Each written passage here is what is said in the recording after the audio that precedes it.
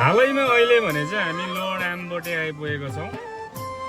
अस्ति पनि मैले यसो मजाकमा भनेको थिएँ पानी आउँछ होला है हिले दसैँ भनेर। पानीले कुट्दैछ हामीले, हेर्नुहोस् ल। पानी परेर यहाँ चाहिँ भन्नुहुन्छ भनेदेखि हामी दिदी दाजुकोमा आएका छौँ टिका लगाउनु।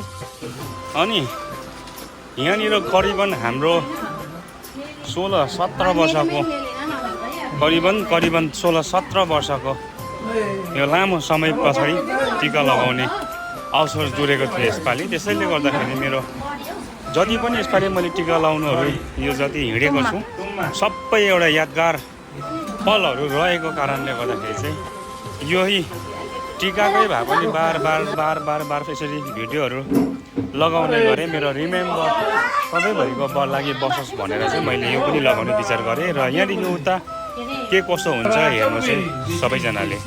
यहाँ चाहिँ पानी आएर भनेदेखि हामी दिदी दाजुको आएका छौँ टिका लगाउन।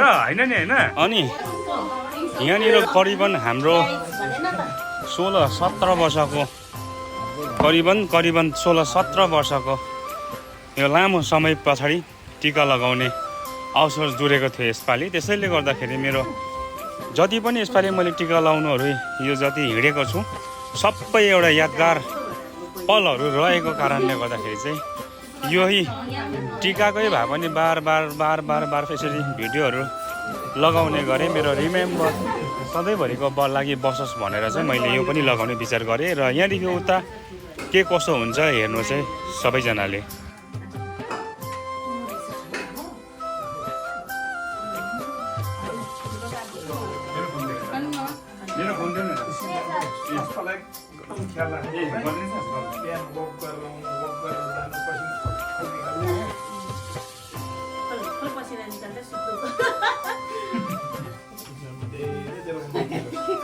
खायो सुतेर नि डक्टरले त खाग्या सोग्या भनेर भनेको थियो बुबुलाई श्यामालाई के भन्छ रे खायो अब सोग्या मलाई चित्रमा यो यसरी यहाँ यसरी पेट राजेला सेवा